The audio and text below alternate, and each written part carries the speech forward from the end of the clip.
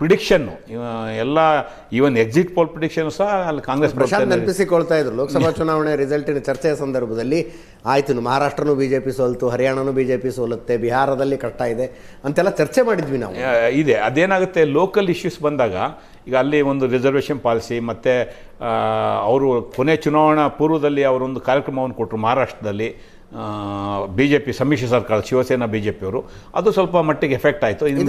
ಇದನ್ನ pragmatic analysis ಅಂತಾರೋ ಕರಿಬಹುದು, but ಆಗ್ತಾ ಇರೋ ಚರ್ಚೆಗಳೇ ಬೇರೆ ಥರ ಇದೆ. ಈಗ ನಾವೇ ಇಲ್ಲಿ ನೋಡ್ತಾ ಇದ್ದೀವಿ, ದೆಹಲಿದೆ 2% ವೋಟ್ ಶೇರಿಂಗ್ ಎಲ್ಲೆಲ್ಲಿ ತಗೊಂಡು ಹೋಗಿದೆ ಅಂತೇಳಿ. 2% ಈಗ ಆಪ್ಗೆ ಅಪ್ಪರ್ ಎಂಡ್ ಆಗಿದ್ದರೆ BJPಗೆ ಅವಕಾಶ ಇರ್ತಿರ್ಲಿಲ್ಲ. ಈಗ 10% ಟೋಟಲ್ 40 ಸೀಟ್ ಕಳ್ಕೊಂಡಿದ್ದಾರೆ. ಈ ಥರದ್ದು ಮತ್ತು ಕರ್ನಾಟಕದಲ್ಲಿ ಒಂದು ಸಲ BJPಗಿನ್ನ ಜಾಸ್ತಿ ವೋಟ್ ಶೇರಿಂಗ್ ನಮಗಿತ್ತು, ಬಟ್ ಸೀಟ್ ಅವ್ರಿಗೆ ಬಂತು. ಈ ಥರದ್ದು ಹೊಸ ಪ್ರಯೋಗಗಳು ರಾಜಕಾರಣದಲ್ಲಿ ಆಗ್ತಾ ಇರ್ತವೆ. ಈಗ ಮತ್ತೆ ಬೇರೆ ಬೇರೆ ರಾಜ್ಯಗಳು ಚುನಾವಣೆ ಇರ್ತಕ್ಕಂಥದ್ದು ವಾಸ್ತವ ಇದೆ. ಸೆಟ್ಬ್ಯಾಕ್ನ ಪಾಸಿಟಿವ್ ಆಗಿ ತೊಗೊಂಡು ಮುಂದೆ ನುಗ್ಗಂಥದ್ದು ರಾಜಕೀಯ ಪಕ್ಷಗಳು ಮಾಡಬೇಕಾಗುತ್ತೆ. ಅಫ್ಕೋರ್ಸ್ ನಮ್ಗೆ ಎಲ್ಲಿ ತಪ್ಪಾಗಿದೆ, ಏನು ಮಾಡಬೇಕು, ಯಾರ ಜೊತೆ ಹೊಂದಾಣಿಕೆ ಮಾಡಬೇಕು, it is no doubt.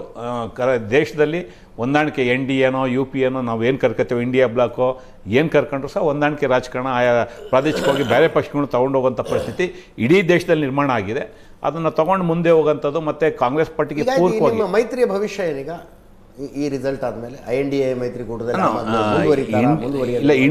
India block ಇರುತ್ತೆ. ಬಟ್ ಏನಂದರೆ ಪಾರ್ಲಿಮೆಂಟ್ ಆದಮೇಲೆ ಕೆಲವು ಪಕ್ಷಗಳು ಒಂದು ಅಸಮಾಧಾನ ಇದೆ. ಅಂದರೆ ಪಾರ್ಲಿಮೆಂಟಿಗೆ ಸೀಮಿತವಾಗಿ ಮತ್ತೆ ಅದನ್ನು ಅಸೆಂಬ್ಲಿಗಳಿಗೆ ಎಕ್ಸ್ಟೆಂಡ್ ಮಾಡಲಿಲ್ಲ, ರಾಜ್ಯಗಳಿಗೂ ಅದು ಬೇಕಿತ್ತು ಅನ್ನೋದೊಂದು ಅಭಿಪ್ರಾಯ ಇದೆ. ಅದರಲ್ಲಿ ಈಗಾಗಲೇ ನಮ್ಮ ಅಧ್ಯಕ್ಷರು ಮಾತಾಡಿದ್ದಾರೆ, ರಾಹುಲ್ ಗಾಂಧಿ ಅವರು ಅಭಿಪ್ರಾಯಗಳನ್ನು ಕೊಟ್ಟಿದ್ದಾರೆ. ಅದು ಸ್ವಲ್ಪ ಸರಿಪಡಿಸ್ಕೊಂಡು ಹೋಗ್ತೀವಿ. ಈಗ ಹರಿಯಾಣದಲ್ಲಿ ಆಪ್ನವರು ಕೇಳಿದಂಥ ಸೀಟ್ ಕೊಡಲಿಲ್ಲ, ಅಲ್ಲಿ ಹೊಂದಾಣಿಕೆ ಆಗಲಿಲ್ಲ. ಅದು ಮತ್ತೆ ಇಲ್ಲಿ ಪುನರಾವರ್ತನೆ ಆಯಿತು ದೆಹಲಿಗೆ. ಅದಕ್ಕೆ ಪಾರ್ಲಿಮೆಂಟಲ್ಲಿ ಹೊಂದಾಣಿಕೆ ಮೇಲೆ ಅಖಿಲೇಶ್ ಯಾದವ್ ಜೊತೆ ಮುಂದುವರಿತಿರೋ ಇಲ್ವೋ ಕನ್ಫ್ಯೂಷನ್ ಇಲ್ಲ. ಆ ಥರ ಇಲ್ಲ ಕನ್ಫ್ಯೂಷನ್. ಮಮತಾ ಬ್ಯಾನರ್ಜಿ ಅವರು ಏನೇನೋ ನಾಯಕತ್ವ ನನಗೆ ಸಿಗಬೇಕು. ನಿಮಗೆ ಅಲ್ಲ, ರಾಜಕಾರಣದಲ್ಲಿ ಬಿಹಾರದ ನಿತೀಶ್ ಕುಮಾರ್ ಏನು ಹೇಳಿದ್ರು, ನಾನು ಯಾವತ್ತೂ ಸಹ ಮೋದಿ ಜೊತೆ ಡಯಾಸ್ ಶೇರ್ ಮಾಡಲ್ಲ ಅಂತ ಹೇಳಿದರು. ಹೌದು. ಮತ್ತು ರಾಜಕಾರಣ ಏನಾಗುತ್ತೆ, ಚಂದ್ರಬಾಬು ನಾಯ್ಡು ಅವರು ಅವ್ರ ಹತ್ರ ಜೊತೆಲಿದ್ದವರು ಬಿಟ್ಟು ಆಚೆ ಬಂದರು. ಮತ್ತು ಇವತ್ತು ಪರಿಸ್ಥಿತಿ ಏನಾಯ್ತಲ್ಲಿ. ಸೊ ಈ ಥರದ ಪರ್ಟಿಕಲ್ ಅಲ್ಲಿ ಬೇರೆ ಬೇರೆ ಥರದ ರೀಅಲೈನ್ಮೆಂಟ್ ಅಂತ ಏನು ಕರಿತೀವಿ, ಅದು ಎಲ್ಲ ಸಂದರ್ಭದಲ್ಲಿ ಎಲ್ಲ ಸ್ಥಳಗಳಲ್ಲಿ ಇರುತ್ತೆ. ಸೊ ಹಾಗಾಗಿ ಶಿವಸೇನೆ ಜೊತೆ ಕಾಂಗ್ರೆಸ್ ಹೋಗುತ್ತೆ ಅಂತ ಯಾರು ನಿರೀಕ್ಷೆ ಇಟ್ಕೊಂಡಿದ್ರು ಮಹಾರಾಷ್ಟ್ರದಲ್ಲಿ. ಸೊ ಹಾಗಾಗಿ ಅದು ರಾಜಕಾರಣದಲ್ಲಿ ಕೆಲವು ಅಲೈನ್ಮೆಂಟ್ಗಳು ಆಗ್ತಾ ಇರ್ತಾರೆ, ಆಯಾ ಸಂದರ್ಭಕ್ಕೆ ಅನುಗುಣವಾಗಿ ಆಗ್ತಾ ಇರುತ್ತೆ. ಈಗ ಶರದ್ ಪವಾರ್ ಅವರು ಕಾಂಗ್ರೆಸ್ ಅಂದರೆ ನನಗೆ ಅನಿಸೋದು, ನೀವು 2 ರಾಷ್ಟ್ರೀಯ ಪಕ್ಷಗಳಿವೆ, 2 ಅಲ್ಲ ಈಗ 3 ಅಲ್ಲ, ಇನ್ಕ್ಲೂಡಿಂಗ್ ಆಪ್.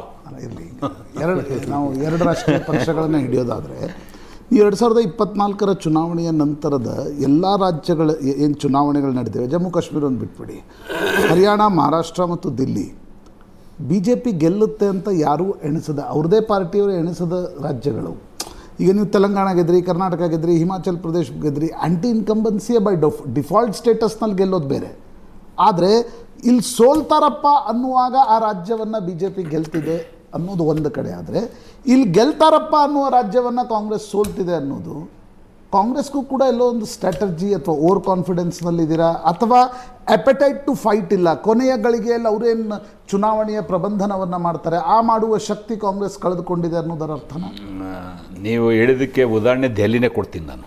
ದೆಹಲಿನಲ್ಲೂ BJP ಗೆದ್ದಿದೆ ಅಂದರೆ ಬಿಕಾಸ್ ಆಫ್ ದೇರ್ ಪರ್ಫಾರ್ಮೆನ್ಸ್ ಅಲ್ಲ, ಭಾಳ ಸ್ಪಷ್ಟವಾಗಿ ಹೇಳ್ತಾ ಇದ್ದೀನಿ. ನಾನು ನಿಮಗೆ ಕ್ಷೇತ್ರವಾರು ಪಟ್ಟಿ ಕೊಟ್ಟೆ. 16 ಕ್ಷೇತ್ರದಲ್ಲಿ ಆಪ್ ಮತ್ತು ಕಾಂಗ್ರೆಸ್ ಓಟನ್ನು ನಾವು ಸಮೀಕರಣ ಮಾಡಿದ್ರೆ ರಿಸಲ್ಟ್ ಬೇರೆ ಥರ ಇದೆ. ಸೊ ನಾವೇನು ಕಾಂಗ್ರೆಸ್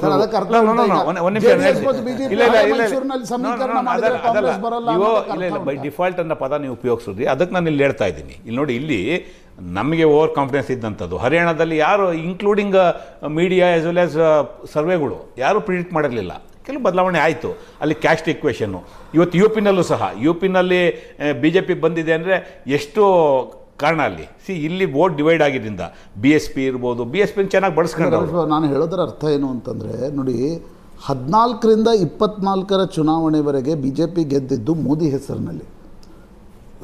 ಅನೇಕ ಚುನಾವಣೆಗಳನ್ನು ಸೋಲ್ತು. ಆದರೆ ಈಗ ಯಾಕೆ BJP ಒಂದು ರೀತಿಯ ಫಾರ್ಮಿಡೇಬಲ್ ಅನ್ನಿಸ್ತಾ ಇದೆ ಕಳೆದ 3 ಚುನಾವಣೆಗಳಲ್ಲಿ ಅಂತಂದರೆ, ಅವರು ಮೋದಿ ಹೆಸರನ್ನು ಜಾಸ್ತಿ ಉಪಯೋಗಿಸ್ತಾ ಇಲ್ಲ, ಮೋದಿಯವ್ರನ್ನ ಅಲ್ಲಿ ವಿಧಾನಸಭಾ ಚುನಾವಣೆಗೆ ಪ್ರಚಾರಕ್ಕೆ ತೆಗೆದುಕೊಂಡು ಹೋಗ್ತಾ ಇಲ್ಲ. RSS ಪುನರಪಿ ಚುನಾವಣಾ ಕೆಲಸಗಳಲ್ಲಿ BJPಯಲ್ಲಿ ಆ್ಯಕ್ಟಿವ್ ಆಗಿದೆ.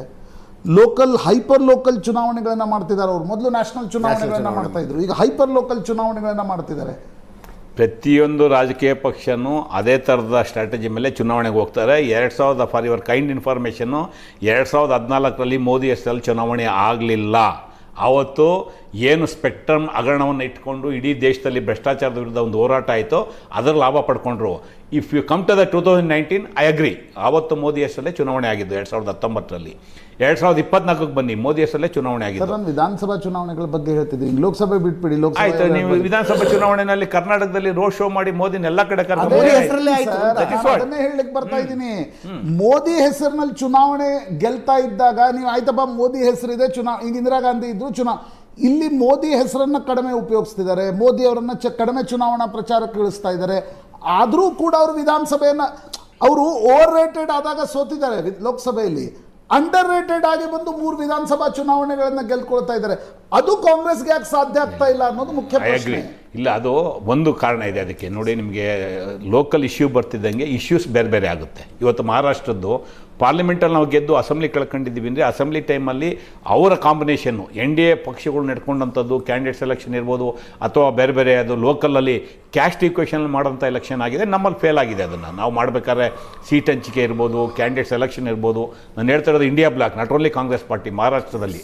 ಅದೇ ಥರ ಹರಿಯಾಣದಲ್ಲೂ ಸಹ ಅಲ್ಲಿ ಬೇರೆ ಜಾತಿ ಸಮೀಕರಣಗಳು, ಸಮುದಾಯಗಳನ್ನ ದೊಡ್ಡ ದೊಡ್ಡ ಸಮುದಾಯಗಳನ್ನ ಜೊತೆಲಿ ತೊಗೊಂಡು ಹೋಗುವಂಥದ್ದು, ಅಲ್ಲಿ ಏನು ಈಕ್ವೇಷನ್ ಮಾಡಬೇಕಾದ್ರೆ there is a setback ಇಂದ ಕಾಂಗ್ರೆಸ್ ಆಲ್ಸೋ. ನಾವು ನಿರೀಕ್ಷೆ ಇಟ್ಕೊಂಡಿದ್ದು ಹೌದು ಅಲ್ಲಿ ಜಾಟ್ ಸಮುದಾಯ ನಮ್ಮ ಜೊತೆ ಬರುತ್ತೆ ಅಂತೇಳಿ ನಾವು ಬರೀ ಪ್ರಬಲ ಸಮುದಾಯಕ್ಕೆ ಆದ್ಯತೆಯನ್ನು ಕೊಟ್ಟು ಅವರು ಸಣ್ಣ ಸಣ್ಣ ಸಮುದಾಯಗಳನ್ನ ಕ್ರೋಢೀಕರಣ ಮಾಡ್ಕೊಂಡವ್ರು. ಹಂಗಂತೇಳಿ ಬೂತ್ ಲೆವೆಲಲ್ಲಿ ಆರ್ಗನೈಸ್ ಆಗಿಲ್ವಾ? ಖಂಡಿತ ಆಗಿದೆ. ಈಗ ಅವರು ಪನ್ನಾ ಬೂತ್ ಪ್ರಮುಖ ಅಂತ ಏನೋ ಮಾಡಿ ಅವರೆಲ್ಲ ಕಡೆ ಚುನಾವಣೆಗಳು ಮಾಡ್ತಾರೆ. ಹಂಗಂತೇಳಿ ಇಲ್ಲ ಗೆಲ್ಲಿಲ್ಲ ಕಾಂಗ್ರೆಸ್ಸಲ್ಲಿ, ಕರ್ನಾಟಕದಲ್ಲಿ ಆ ಥರ ಚುನಾವಣೆ ಒಬ್ಬೊಬ್ರದ್ದು ಒಂದು ಸ್ಟ್ರಾಟಜಿ ಇರುತ್ತೆ, ಪ್ರತಿಯೊಬ್ಬರು ಸ್ಟ್ರಾಟಜಿ ಇಟ್ಕೊಂಡೇ ಮಾಡ್ತಾರೆ.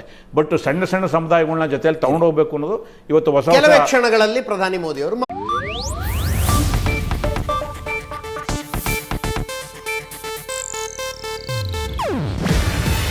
ಇದು ಏಷ್ಯಾನೆಟ್ ನ್ಯೂಸ್ ನೆಟ್ವರ್ಕ್ ಪ್ರಸ್ತುತಿ.